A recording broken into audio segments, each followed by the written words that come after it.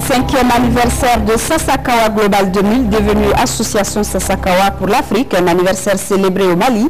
Grâce à l'engagement de nos autorités en faveur de l'agriculture, la cérémonie était présidée par le chef de l'État avec à ses côtés les anciens présidents du Bénin et du Nigeria.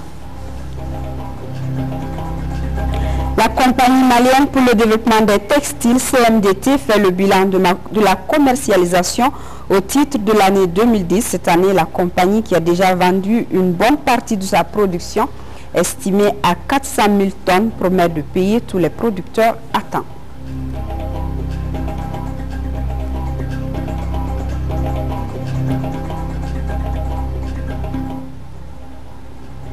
Mesdames et messieurs, bonsoir et bienvenue à cette édition. Nous sommes mercredi et le Conseil des ministres s'est réuni en session ordinaire sous la présidence du chef de l'État. Après examen des points inscrits à l'ordre du jour, le Conseil a adopté des projets de texte, entendu une communication et procédé à une nomination. Avec moi dans ce studio, Alassane Suleiman pour nous lire le communiqué. Bonsoir Alassane. C'est Ibrahim Maga. Bonsoir, bonsoir à tous. Il y a tout au chapitre des mesures législatives. Sur présentation du ministre de l'économie et des finances, le Conseil des ministres a adopté un projet de loi portant validation des comptes des comptables publics de 1960 à 1991. La loi du 4 novembre 1996 portant principes fondamentaux de la comptabilité publique fait obligation aux comptables publics de rendre compte de leur gestion. Antérieurement, l'ordonnance 46 bis du 16 novembre 1960 portant un règlement financier en République du Mali qui était en vigueur consacrait la même obligation. Malgré l'existence de ces dispositions législatives, il apparaît que l'indépendance à ce jour, les comptes, les comptes publics n'ont pas été jugés au Mali dans le but de déterminer les causes et les conséquences de cette situation et surtout dans le souci de mettre en place un dispositif pérenne de jugement des comptes. Le gouvernement a initié plusieurs études dont l'étude opérationnelle sur les modalités de certification des comptes publics. Suite aux conclusions de cette étude, la période allant de l'indépendance à nos jours a été divisée en 3 parties, à savoir de 1960 à 1991, période où il est impossible de juger les comptes en raison de l'incendie des archives au cours des événements du 26 mars 1991. Les comptes seront validés sans jugement. De 1992 à 2008, les comptes feront l'objet d'un jugement accéléré. À partir de 2009, les comptes seront normalement jugés.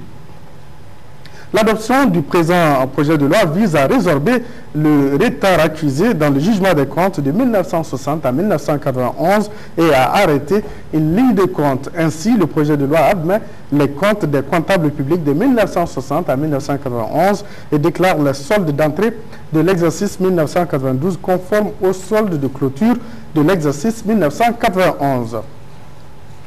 Au chapitre des mesures réglementaires, sur le rapport du ministre des Affaires étrangères et de la coopération internationale, le Conseil des ministres a adopté un projet de décret déterminant le cadre organique des missions diplomatiques et consulaires Brésil, Inde, Espagne, Cameroun, Chine, Guangzhou. Dans le souci de renforcer la présence de notre pays sur la scène internationale et d'insuffler une nouvelle dynamique à notre diplomatie, le gouvernement a procédé à la révision de la carte diplomatique et consulaire et a approuvé l'ouverture de 3 nouvelles ambassades et 2 nouveaux consulats généraux. Il s'agit des ambassades du Mali à Madrid en Espagne, New Delhi en Inde et Brasilia au Brésil et des consulats généraux à Douala au Cameroun et à Canton, Guangzhou en République populaire de Chine. L'adoption du présent projet de décret vise à rendre effectives et opérationnelles les nouvelles missions diplomatiques et consulaires ainsi créées en déterminant les postes et les emplois nécessaires pour assurer leur fonctionnement adéquat. Sur le rapport du ministre de l'économie et des finances, le Conseil des ministres a adopté le projet de décret portant approbation de 2 marchés relatifs aux travaux de construction de 100 logements sociaux de type F5 DAL, lots 7 et 8. Dans le cadre de la mise en œuvre de la politique d'accès du plus grand nombre de populations à faible revenu à un logement décent, le gouvernement a lancé un vaste programme de construction sur l'ensemble du territoire national portant sur 5 400 logements sociaux pour la période 2008-2012. Le présent projet conclu dans le cadre de la réalisation de ce programme porte sur la construction de 100 logements sociaux de type F5 DAL en 2 lots de 50 logements chacun lots 7 et 8.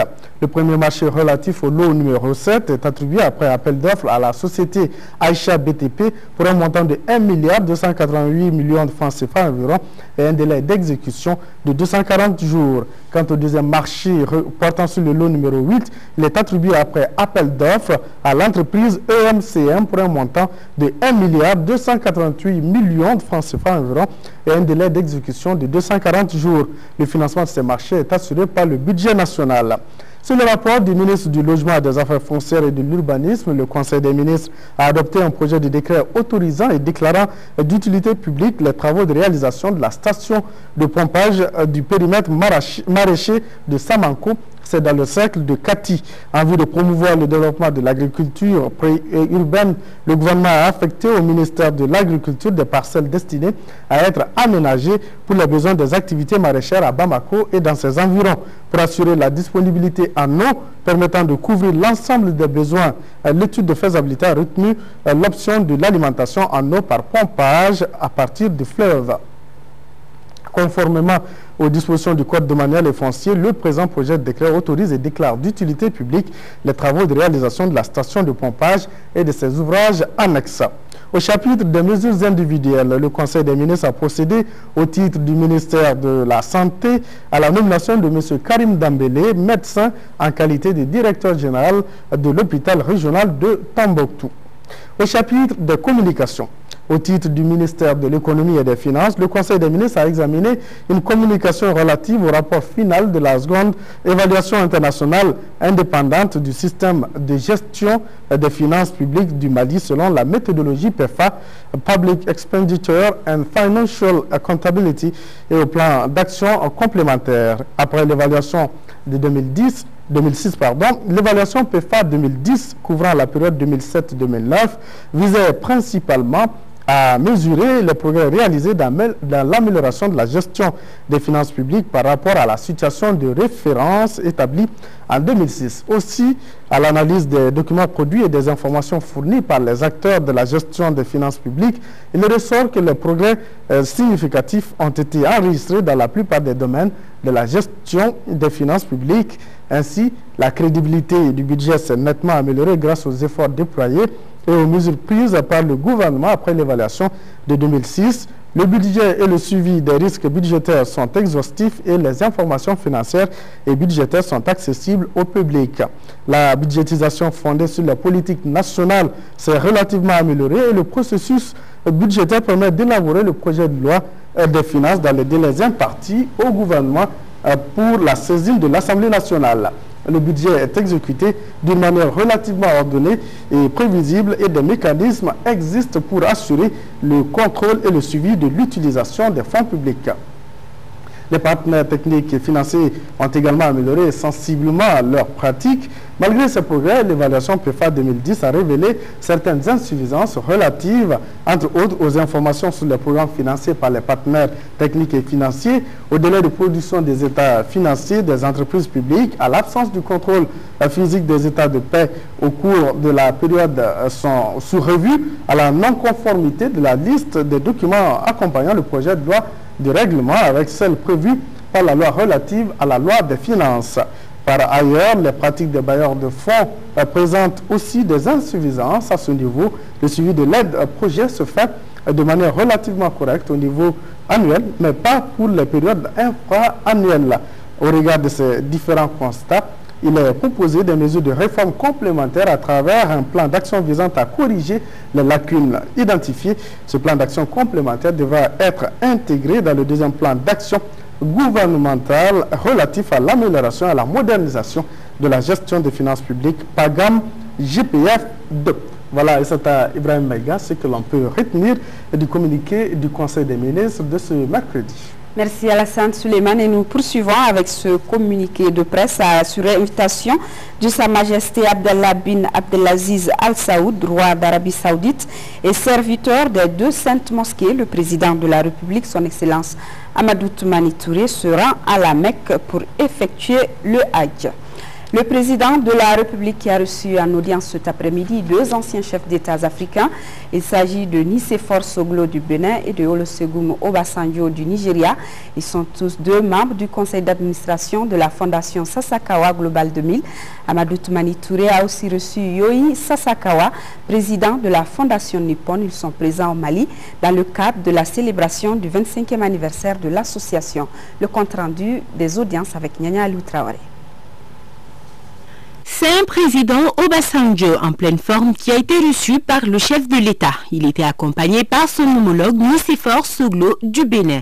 Les 2 anciens présidents sont tous 2 membres du conseil d'administration de la fondation Sasakawa Global 2000, une fondation d'origine japonaise qui célèbre cette année ses 25 ans d'activité. Et c'est notre pays qui a été choisi pour magnifier cet anniversaire. Les invités du jour sont venus féliciter le chef de l'État pour son engagement dans le domaine de l'agriculture. Parmi les pays qui sont les meilleurs élèves, il y a le Mali, il y a le Nigeria, il y a l'Éthiopie, il y a l'Ouganda, mais nous sommes 14 au total. Mais il fallait avoir des pays de concentration. Et nous sommes venus ici pour le 25e anniversaire. Nous avons choisi le Mali, non seulement à cause des efforts accomplis par le président Touré et le Mali dans le domaine de l'agriculture, mais aussi à cause des progrès réalisés par Sasakawa en Afrique de l'Ouest, notamment au Mali, dans mon propre pays, le Nigeria, et dans le pays du président Soglo, le Bénin. Et c'est en raison de tout ceci que nous avons décidé de faire honneur au Mali et au président Touré de venir commémorer les 25 ans de Sasakawa au Mali. Le président de la fondation Nippon, Yoi Sasakawa, a été la 3e personnalité à présenter ses félicitations au chef de l'État. Implanté au Mali depuis 17 ans, Sasakawa Global 2000 intervient dans le domaine de l'agriculture. Mon rêve, c'est que les paysans qui n'ont pas beaucoup de moyens, les petits paysans, qu'ils n'aillent pas se coucher le ventre vide, surtout les enfants. Okay? Et à mon avis, le Mali constitue un modèle pour l'agriculture africaine, que nous voulons vraiment soutenir. Il faut rappeler que cette audience a été l'occasion pour M. Sasakawa de présenter au chef de l'État le nouveau secrétaire exécutif de la fondation en la personne du professeur Ruth K. Onyango. Cette dernière se donne comme objectif de redynamiser la participation des femmes dans le domaine agricole tout en mettant un accent particulier sur la nutrition et l'alimentation des enfants. Sasakawa Global 2000, devenue association Sasakawa pour l'Afrique, fête donc aujourd'hui son 25e anniversaire. Pour célébrer l'événement, l'association a porté son choix sur le Mali, dont l'engagement en faveur de l'agriculture constitue un véritable modèle. La cérémonie qui s'est déroulée cet après-midi au Musée national était présidée par le président de la République, le compte-rendu de Ibrahima Traoré. Un quart de siècle déjà, que de chemin parcouru pour Sasakawa Global 2000. Aujourd'hui, Association Sasakawa pour l'Afrique. L'association qui existe au Mali depuis 1996 a travaillé pour l'amélioration de pas mal de techniques agricoles et a aidé les paysans à mieux conserver pour vendre plus. Sasakawa Global a beaucoup fourni pour les producteurs, avec des semences, des engrais, des herbicides, organiser même les coopératives qui vont produire le maïs et même qui vont amener l'engrais et les herbicides. Après, il fait la commercialisation. Pour célébrer donc son 25e anniversaire, l'association Sasakawa pour l'Afrique a porté son choix sur le Mali avec des invités de marque comme Yoi Sasakawa, président de la fondation Nippon, Nicéphore Soglo et Olusegun Obasanjo, respectivement anciens présidents du Bénin et du Nigeria. Ces différentes personnalités ont tenu à venir saluer les efforts du président Amadou Toumani Touré pour son engagement en faveur de l'agriculture. Le Mali constitue un modèle dont l'Afrique subsaharienne peut et doit s'inspirer, dicte la présidente de l'association Sasakawa pour l'Afrique.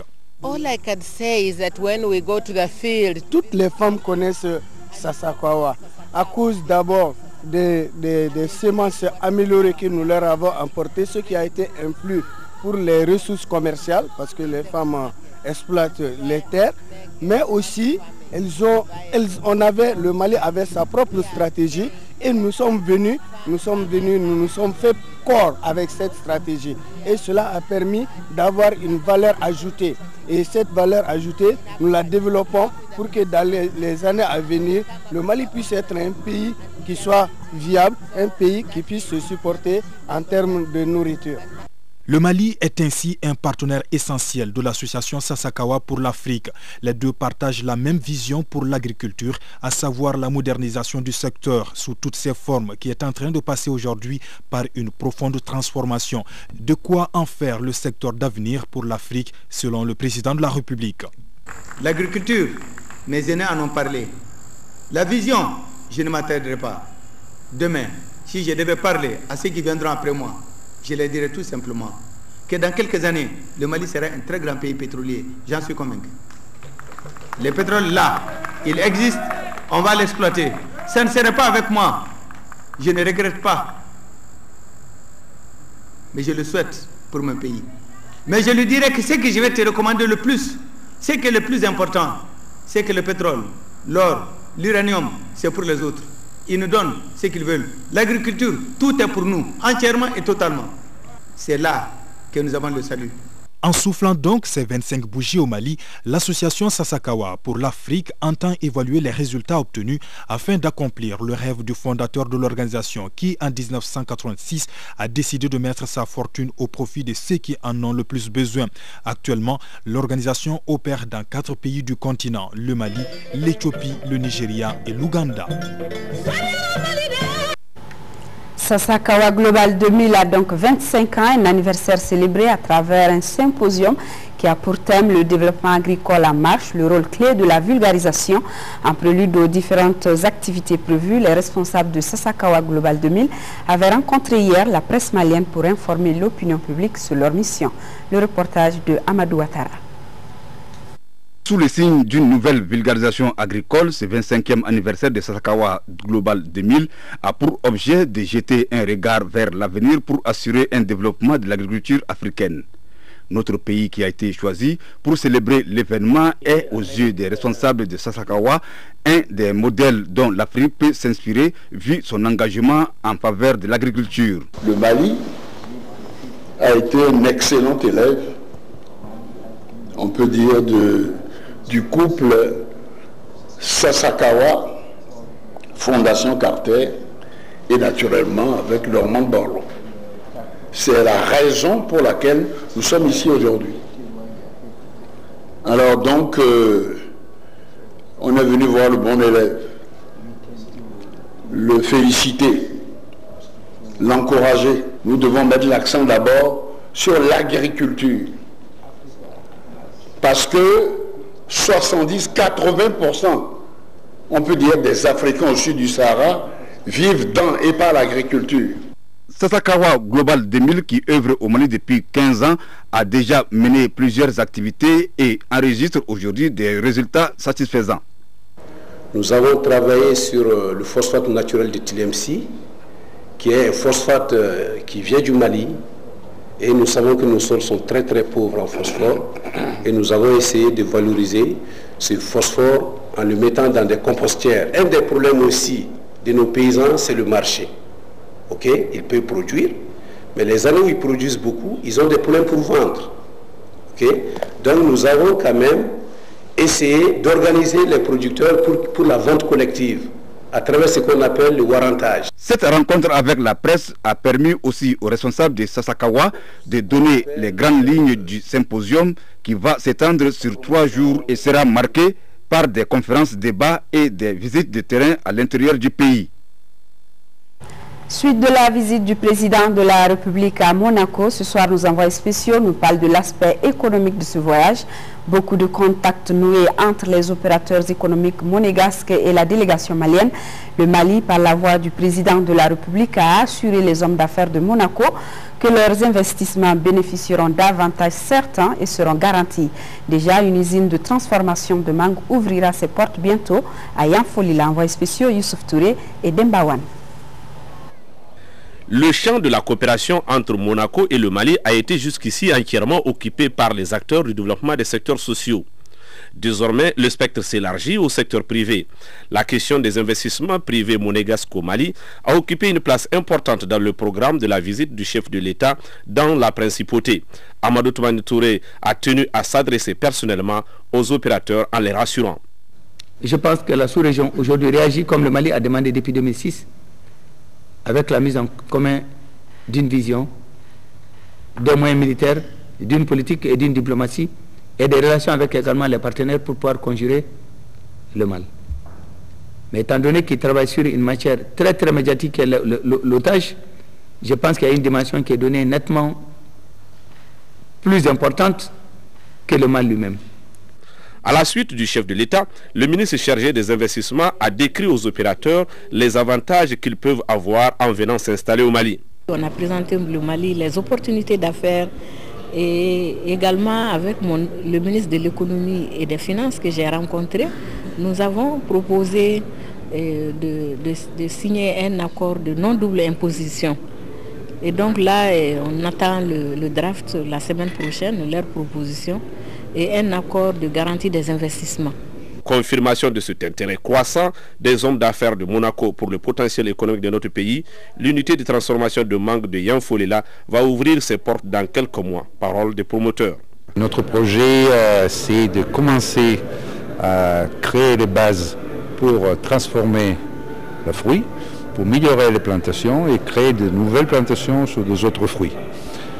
C'est un projet progressif. Donc on va commencer dans la région de Yafoulila. Ensuite, si les autorités sont contentes de nous, on peut passer à Sikasso. Le 1er mars, j'espère, de commencer la production. Il y a vraiment de la matière économique ici et je les encourage à venir prospecter ici, à venir nouer des partenariats avec les entreprises installées à Monaco, qui sont des entreprises qui sont tournées vers l'international. Mais aussi Monaco a un excellent lycée hôtelier, l'un des meilleurs en Europe.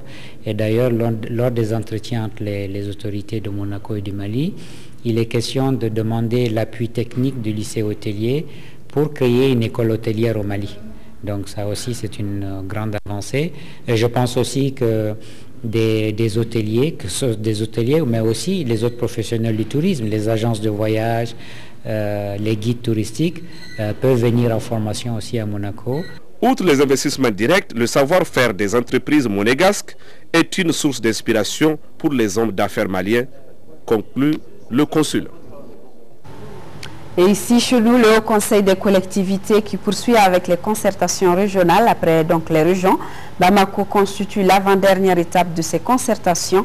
Elle s'articule sur deux thématiques, à savoir les finances locales et la maîtrise d'ouvrage du développement régional et local par les collectivités. L'appropriation des concepts et les techniques liées à ce thème contribuerait à l'amélioration qualitative de la gouvernance locale pour le grand bien des populations. Le compte-rendu de Adama Tangara. L'édition 2011 de ces concertations régionales se veut donc un cadre d'échange fructueux sur deux thématiques aussi pertinentes qu'essentielles pour la vitalité des collectivités territoriales, voire celle du processus de décentralisation en cours.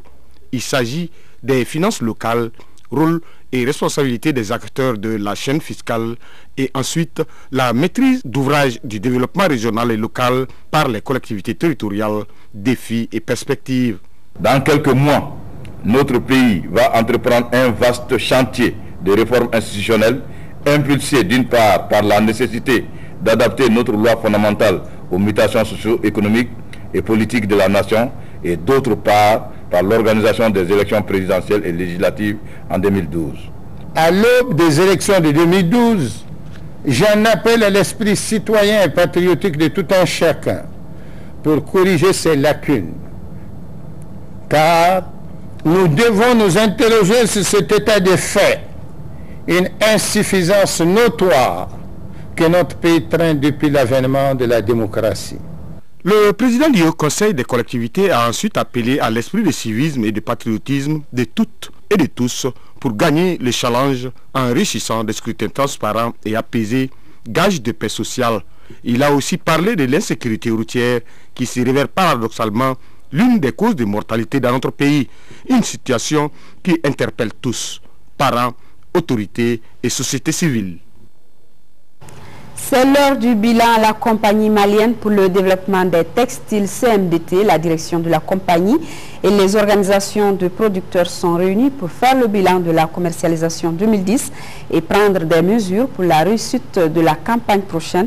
La CMDT, qui a vendu une bonne partie de sa production estimée à 400 000 tonnes, promet de payer tous les producteurs à temps. Sidiki Dambélé, reportage. La réunion bilan de commercialisation du coton est l'occasion pour la CMDT et ses partenaires d'échanger sur la filière coton dans toutes ses dimensions.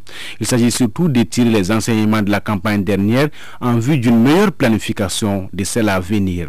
Ils passeront également en revue toute la chaîne de commercialisation, la récolte, l'enlèvement du coton au champ, le paiement des producteurs, l'égrainage, le transport des fibres jusqu'au port. Avec la relance de la production, 400 000 tonnes de coton attendues cette année, la CMDT innove avec une série de mesures visant à faire briller davantage l'or blanc. Donc tout le coton sera enlevé, les dispositions sont prises au niveau de toutes les usines CMDT, il y en a 17, elles vont marcher toutes les 17 et elles sont toutes bien équipées. Le coton sera correctement égrené, les dispositions sont déjà prises pour que, contrairement à l'habitude où nous commençons l'évacuation qu'en janvier, cette année on va commencer l'évacuation dès le mois de décembre, pour que le coton que nous avons déjà bien vendu arrive au port dans les délais. Cette année, nous allons produire plus de 160 000 tonnes de fibres de coton. Les unités industrielles nationales n'en demandent que 14 000. Du côté des producteurs, l'on salue les mesures prises par la direction de la CMDT. Augmentation du prix d'achat du coton de 185 francs à 255 francs le kilogramme. L'aménagement des pistes rurales pour le transport du coton à hauteur de plus de 2 milliards de nos francs. Mais le paiement des producteurs à temps demeure la principale préoccupation. Cette année, on ne veut pas que les producteurs ont beaucoup fait le coton et qui vendent leurs céréales en disant que le prix du coton n'est pas venu. Donc tout ça là, c'est les mesures que le gouvernement doit accompagner le PDG de la CMDT pour que les choses soient rapides. Parce que si tout soit rapide cette année, je pense que l'année prochaine, on va faire plus que cette année. La CMDT a déjà vendu une bonne partie de sa production. Donc nous avons fait de bonnes ventes et c'est pour cela, et nous ne sommes pas peu fiers de cela, c'est pour cela que nous allons être capables de payer aux producteurs de coton les 255 francs. Nous allons payer au coton au fur et à mesure, le délai va être très court. Alors donc c'est parce que nous avons bien vendu notre coton au mois de janvier, au moment où les cours étaient très élevés, que nous serons capables de payer les 255 francs sans avoir besoin de l'appui de l'État. L'État a fait beaucoup pour la CMDT quand c'était difficile. Aujourd'hui, c'est à nous de rendre la monnaie de la pièce. La filière cotonnière revient de loin, de très loin même. Et aujourd'hui, la direction générale, les travailleurs et les producteurs sont tous décidés à redonner à la CMDT toutes ces lettres de noblesse. Le PDG d'Hermali et le ministre de l'Équipement et des Transports ont procédé hier au lancement du vol inaugural Bamako-Monrovia en aller-retour. Ce vol établira désormais des liaisons 3 fois par semaine entre les deux capitales. Durant ce voyage, il y avait plusieurs autres personnalités. Le compte rendu de Mahamadou Doumbia. Relier Bamako à Monrovia sans escale en 1h10 et cela 3 fois par semaine, telle est l'ambition d'Hermali qui, en plus d'une douzaine de destinations africaines, joint ainsi le Mali au Libéria, deux pays frères et amis depuis de longues dates. Il n'est pas normal que Monrovia, qui est à 1 heure de vol de Bamako, ne soit pas desservi en direct par une compagnie aérienne. Le port de Monrovia est plus proche de Bamako que la plupart des ports que les opérateurs économiques maliens opèrent aujourd'hui. Nos deux pays présentent des complémentarités possibles dans différents domaines, notamment les domaines de l'agriculture, de la pêche et de l'élevage. Donc, nous estimons qu'il y a un fort potentiel de développement des échanges économiques, toutes choses nécessaires pour soutenir une ligne aérienne. À Monrovia, l'arrivée d'Hermali n'est pas un fait du hasard. En plus de l'aspect économique, la volonté politique du chef de l'État, Amadou Toumani Touré, en aide beaucoup. Mieux, les autorités libériennes l'ont souligné aussi à travers les discours. Le rétablissement de ce lien aérien va éviter aux passagers de faire plusieurs escales avant d'atterrir à Bamako ou vice-versa. Le Libéria, avant l'arrivée de Hermali, c'était un pays totalement enclavé. pour avoir un avion pour aller au Burkina Faso ou à Bamako, c'est toute une acrobatie qu'il faut faire. Il faut faire le tour par au moins 3 ou 4 pays, faire 3 ou 4 jours avant d'arriver à destination. Tant au nom de la présidente du Libéria, Ellen Johnson Sirleaf, que du côté de l'ensemble de la classe politique libérienne représentée au cours de cette cérémonie par des hautes personnalités du Sénat et de l'Assemblée nationale comme Massalé et Lévi Dema, sans oublier le ministre des Transports Williard et celui du Mali. Tous ont émis des vœux afin que cette liaison aérienne se pérennise et se consolide davantage. Véritablement, la dynamique de la coopération sous-régionale entre deux pays liés par l'histoire, cette dynamique doit s'enraciner dans nos habitudes, et singulièrement dans l'habitude de ceux qui voyagent. Aujourd'hui, Air Mali offre cette possibilité de relier Accra en passant par Monrovia. Une tombola initiée pour la circonstance a fait une dizaine d'heureux gagnants qui ont bénéficié des billets d'avion Bamako-Monrovia-Dakar en aller-retour entre autres. L'intégration du commerce et l'aide au développement, le sujet était au centre d'une rencontre tenue sous-régionale tenue hier donc à Bamako. Cette session est organisée par le projet cadre intégré en collaboration avec les plans cadres des Nations Unies pour l'aide au développement. Fatoumata Kone. Pour aider ces pays à mettre sur place des stratégies de commerce profitables, les Nations Unies ont élaboré un mécanisme interinstitution. Ce mécanisme est coordonné par la CONCED, Conférence des Nations Unies pour le commerce et le développement. Il s'agit d'une initiative interinstitution qui combine l'expertise de plusieurs agences dans une approche pédagogique unique avec une vision commune. Le groupe interagence sur le commerce et les capacités productives est un nouveau mécanisme. Le groupe est un instrument dynamique en vue de garantir l'inclusion du commerce et des questions liées au commerce dans les activités d'assistance du système des Nations Unies et de contribuer à la cohérence à l'échelle du système.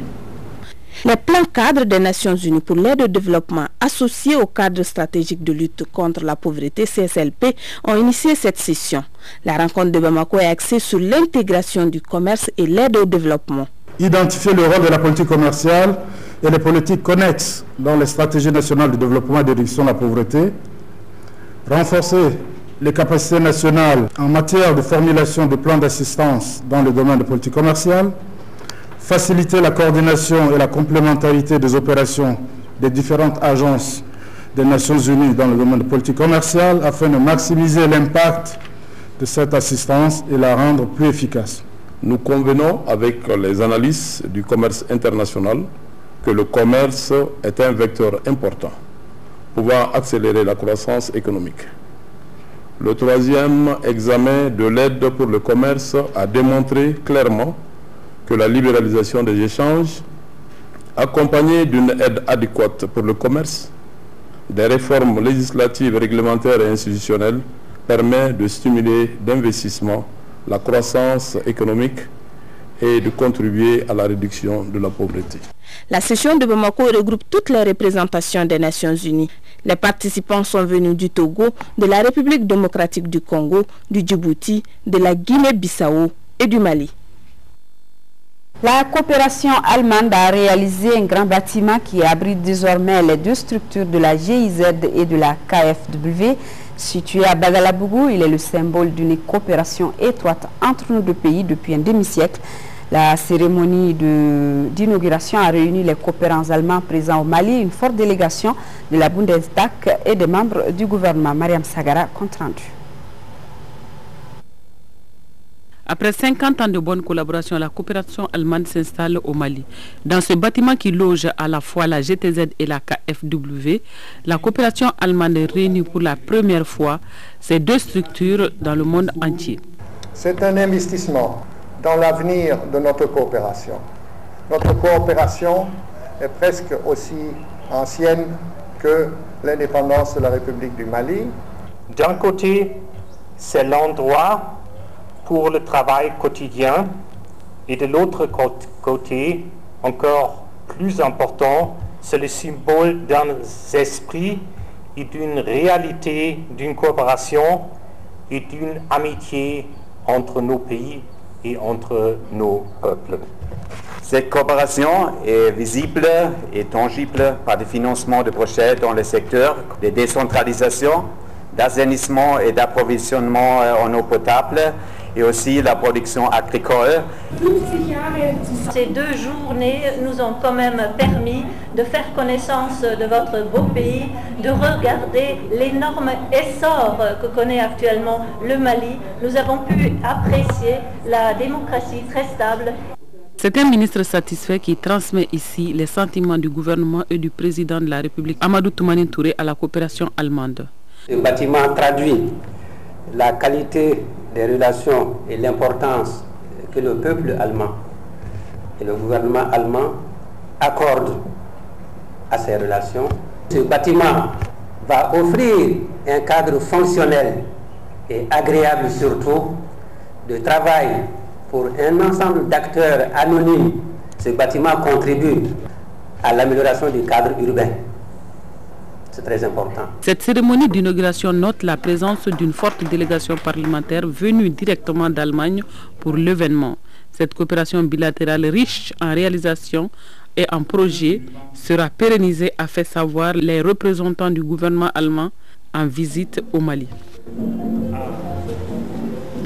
4,899 milliards de francs CFA, c'est l'enveloppe du projet d'appui à la décentralisation dans la région de Koulikoro, PADK lancé par le ministre délégué chargé de la décentralisation. Le PADK 2 constitue un outil de renforcement de la décentralisation et de la bonne gouvernance. Le lancement de ce projet d'une durée de 5 ans a été couplé à la signature d'accords d'exécution. De Koulikoro, le compte-rendu de Seydou Traoré. Cette phase 2 du projet d'appui à la décentralisation dans la région de Koulikoro PADK couvre les 7 cercles de la deuxième région et plus élargie que le PADK 1, qui ne comptait que les cercles de Banamba, Nara et Kolokani. Il s'agit donc pour le PADK 2 de contribuer à la consolidation du processus de décentralisation et la bonne gouvernance en faveur du développement socio-économique des populations. Il y a une trop forte attente de promotion du développement que nous attendons tous des collectivités territoriales. Nous espérons qu'il pourrait y avoir une émergence de ce que nous pouvons appeler une dynamique active de tous les acteurs de la région de Koulikoro pour porter le développement économique régional. Le PADK 2 a été financé à hauteur de 4,899 milliards, soit une contribution de 308 millions de francs CFA par l'État malien et 4 milliards par le RAM de Belgique. Un bon partenariat pour renforcer la décentralisation dans la région de Koulikoro. Il s'agit de voir au niveau régional quelles sont les initiatives locales, quels sont les acteurs qu'il faut mettre ensemble pour effectivement enclencher le développement, porter le développement, qui fera le portage effectivement de ce développement qui va être un développement participatif, qui va être basé sur les initiatives, sur les potentialités, sur les opportunités. Et alors ce qu'on assiste aussi, c'est de voir que le partenariat entre la Belgique et le Mali, de façon croissante, se construit sur une base de confiance et de respect mutuel. C'est sous le regard vigilant des autorités administratives et politiques que l'accord d'exécution pour la mise en œuvre du PADK 2 a été signé entre le ministère de l'administration territoriale et des collectivités locales ordonnataires, l'agence belge de développement, le coordonnateur, et l'Assemblée régionale de Koulikoro, le contractant.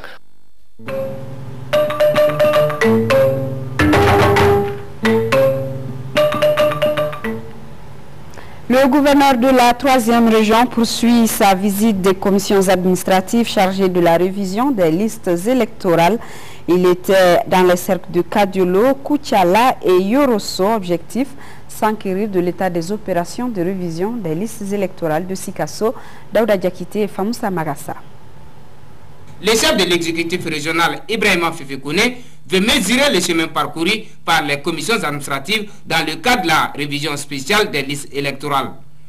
Ainsi, de la commune rurale de Kadiolo à celle de Zangasso, en passant par Zegwa, Luluni, Karangasso, Yorosso, Kouri et Wenchina, la délégation régionale a pu apprécier le travail accompli. Dans l'ensemble, nous pensons quand même que les commissions fonctionnent régulièrement et surtout avec la précision qui a été donnée par les autorités supérieures, à savoir continuer l'identification des électeurs, la radiation également des électeurs qui doivent être radiés, parce que par rapport à la première phase, les difficultés qui ont empêché les commissions d'accomplir toutes leurs tâches, donc ces commissions mettront à profit la période de réclamation du 1er novembre au 20 novembre pour pouvoir faire face à certaines de ces difficultés qui n'ont pas pu être surmontées lors de la première phase.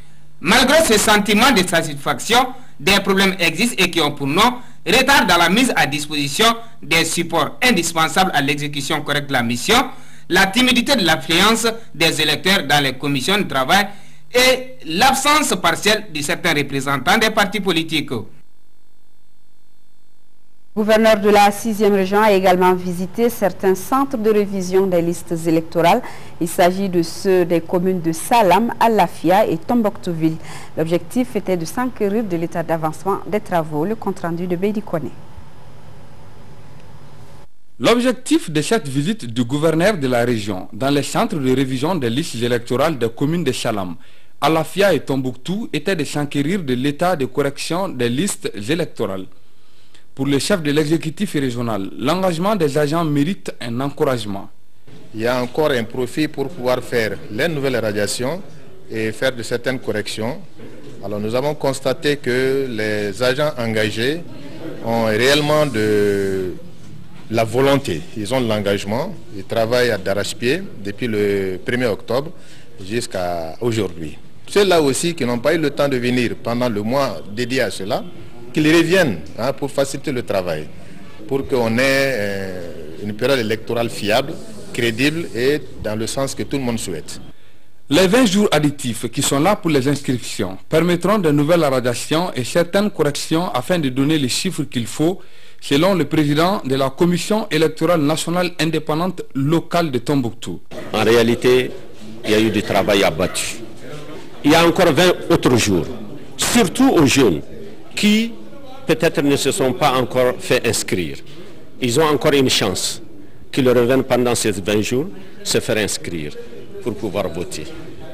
Le pays là, c'est pour eux. Et s'il y a des gens qui doivent voter, c'est eux les premiers qui doivent se soucier de l'avenir de ce pays. C'est eux qui doivent choisir ceux qui seront appelés à diriger ce pays.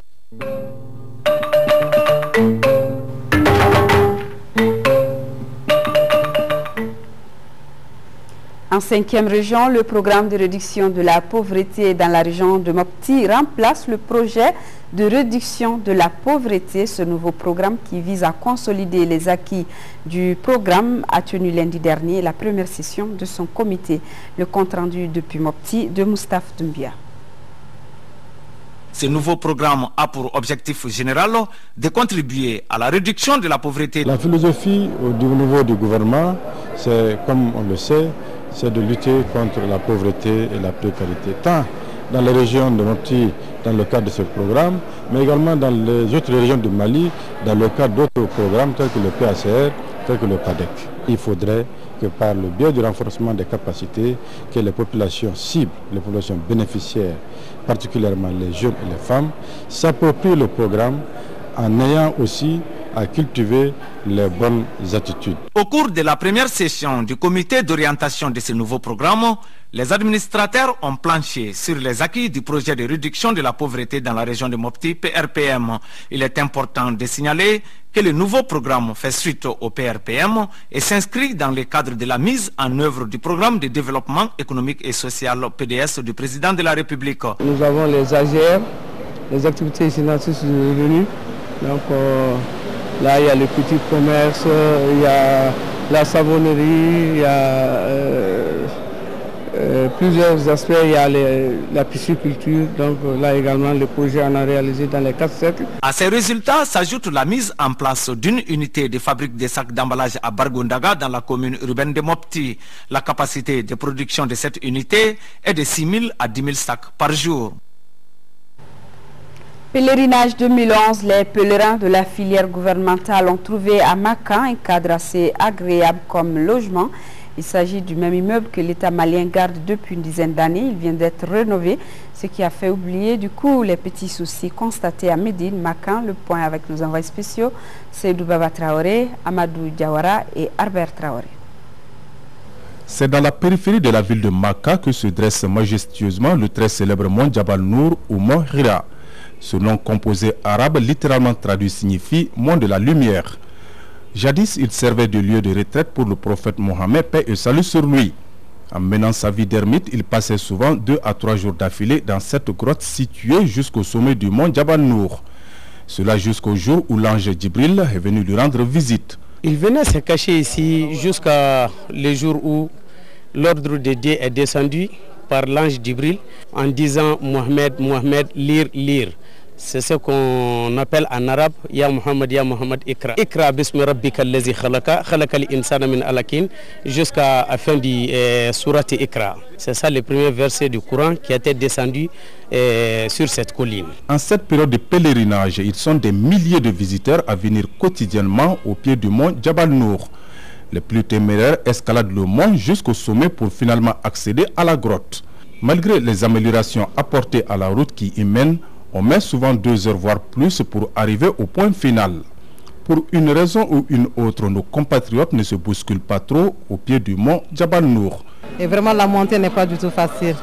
Mais c'est quand même formidable. Je remercie le bon Dieu d'avoir pu quand même escalader cette colline, le mont de la religion. Jabal Nour là, merci.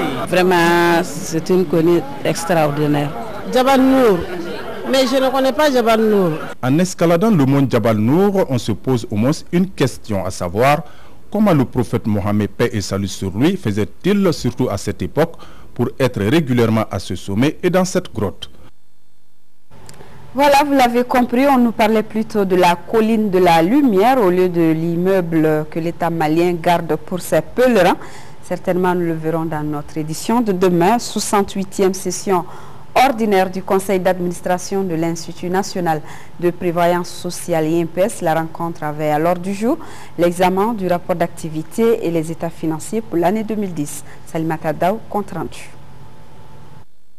Composé de représentants des pouvoirs publics, d'employeurs, de travailleurs, d'usagers et d'un représentant de l'Institut national de prévoyance sociale, le conseil d'administration de l'INPS se tient pour la 68e fois. Les administrateurs ont répondu tous présents pour faire le point des activités menées courant 2010. Selon le président du conseil d'administration, le bilan est satisfaisant. Le résultat net de l'exercice 2010 est de 11 milliards 698 millions 592 541 francs CFA contre 8 milliards 846 millions 332 102 francs CFA en 2009, soit une hausse de 32,24%. Ce résultat a permis de renforcer nos réserves par des placements productifs à travers les dépôts à terme, les obligations, les bons du trésor et autres investissements en immobilisation. Cependant, l'Institut national de prévoyance sociale reconnaît qu'à côté de ce bon résultat, il est confronté à certaines difficultés et contraintes. Ces difficultés concernent la mise en œuvre de l'assurance maladie obligatoire, le déficit du régime de vieillesse, le vieillissement du personnel, les arriérés de cotisation des employeurs relevant du secteur de l'État.